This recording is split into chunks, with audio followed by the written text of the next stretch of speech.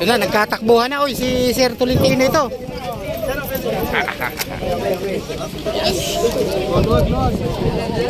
Luwag. Masyadong dikit eh. Luwag.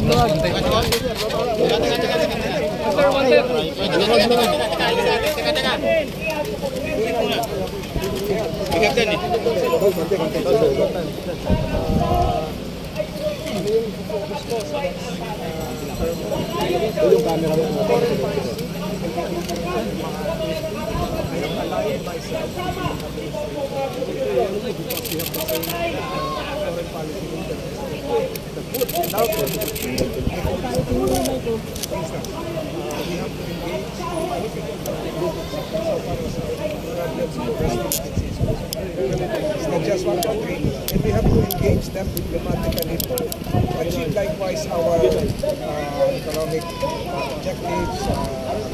So, yun.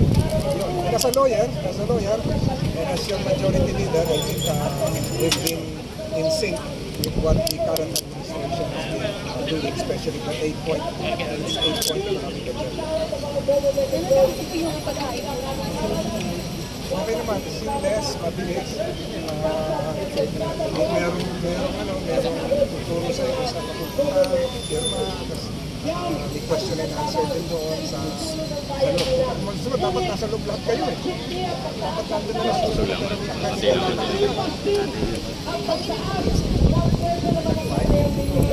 Pero ako yung first trainer. Sabi mo,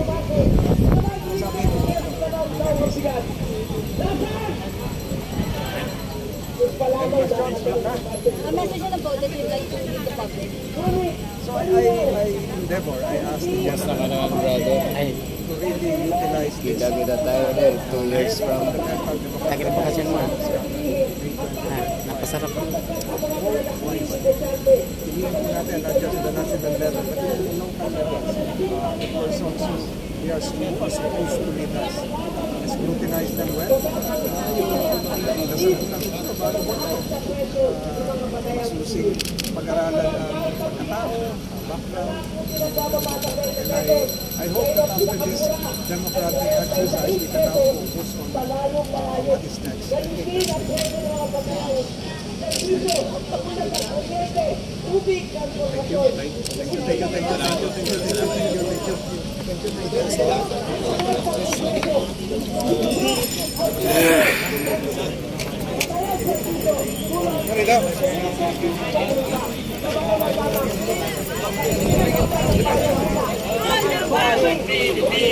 Aasahan! Tol ng bawat Pilipino! Talino at matalino! Tol ng bawat Pilipino! Simpleng tao! Tol ng bawat Pilipino! Aasahan! Tol ng bawat Pilipino! Talino at matalino! Tol ng bawat Pilipino! Simpleng tao! Tol ng bawat Pilipino! Kasama ko rin mag-fight kanina.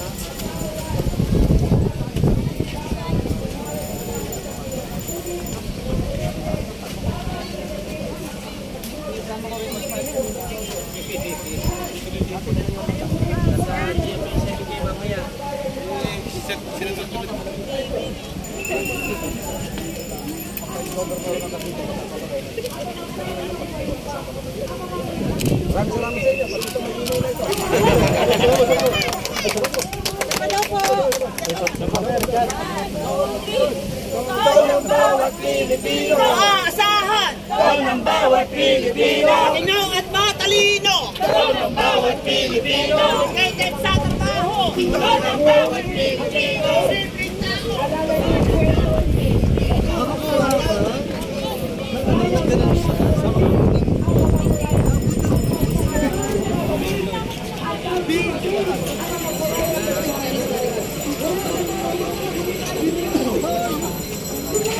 Yan guys, si Tolentino, no? Yan. Tapos ito naman, panawagan naman dito, no? may birahan dito. Maganda dito. Maganda to kasi binabanatan si Marcos at si Duterte.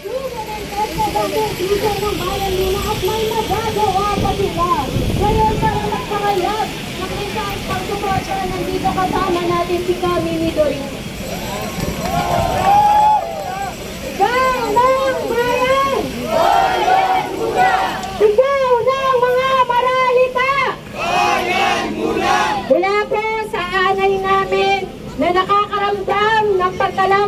sikmura, kawalan ng mga serbisyong panlipunan sa ating pamahalaan dahil lumalaganap ang kampo ng kasamaan at kadiliman na naghihikayat pang lalo ng matinding korupsyon na imbis gamitin ang pondo ng bayan sa serbisyong panlipunan na mapapakinabangan ng mamamayang Pilipino na pupunta lamang sa bulsa ng ilan.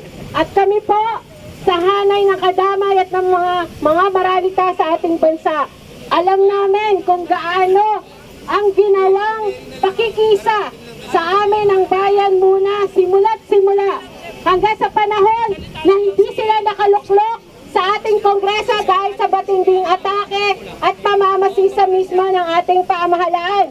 Pero hindi ito naging limitasyon para makatugon sila sa oras ng pangangailangan ng mga maralitang katulad namin na kumakaharap sa mga kalamidad dahil lagit-lagi may bayan munang nakikiisa sa pagbibigay kahit hot meal kung ano ang kinakaya ng kanilang pondo mula sa manalilikom na mga donasyon sa iba't ibang mga individual at grupo. Hindi rin nawala ang hanay ng mga representante natin sa usapin na kapag mayroong mga demolisyong nagaganap sa aming mga komunidad at sinong mga partido ang nakiisa sa panawagan ng sambayanan nung kumakaharap tayo sa matitinding pagtaas ng mga bayarin ng tubig, ang kuryente. Walang iba kung hindi ang bayan muna ang kasama ng mga maralita. Kaya ngayon, itong panahon na ito na kailangang ipakita ang lakas ng mamamayan, naririto po ang hari ng mga maralita para isigaw sa buong bansa. Sigaw ng bayan! Bayan muna! At hindi po kami maghihiwalay ng aming pagkakaisa dahil alam namin ang mga representante ng bayan muna ay totoong magsisilbi sa mamamayan at sila ay mga totoong taong bayan ang kanilang priority pagsilbihan. Hindi sila kontrolado ng mga dayuhan, hindi sila kontrolado ng mga mayayaman, hindi sila kontrolado ng mga negosyante, at wala silang tatanawing utang na loob kung hindi ang pagsilbihan ang ating mamamayan. At sisiguraduhin nila na ang pondo ng bayan na pag-uusapan sa Kongreso ay hindi mapupunta sa korupsyon.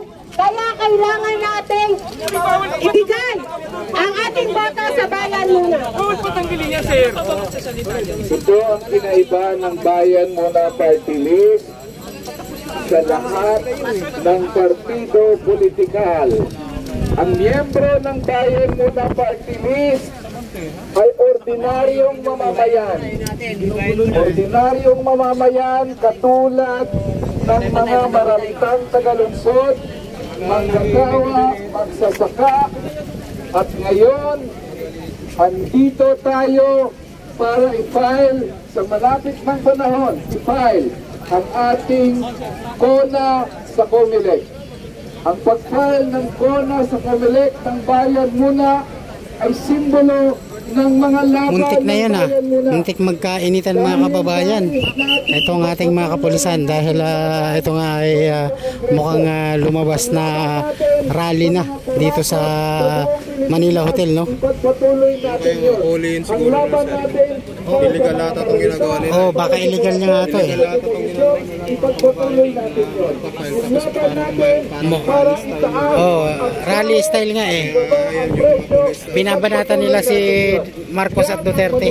Sa bayan muna at ngayong araw, ipafile natin ang ating KONA para ipagpatuloy natin ang kamaningin na kasaysayan ng bayan muna para sa higit na tagumpay. Yan ang bayan muna, ang partido politikal ng sambayanang Pilipino. At kung tayo'y nagkaisa, tayo'y magkakaisa, sigurado yan sa darating na halalan. Isa lang ang patunguhan sa 2025. Tagumpay ang bayan muna, tagumpay ang sambayanang Pilipino.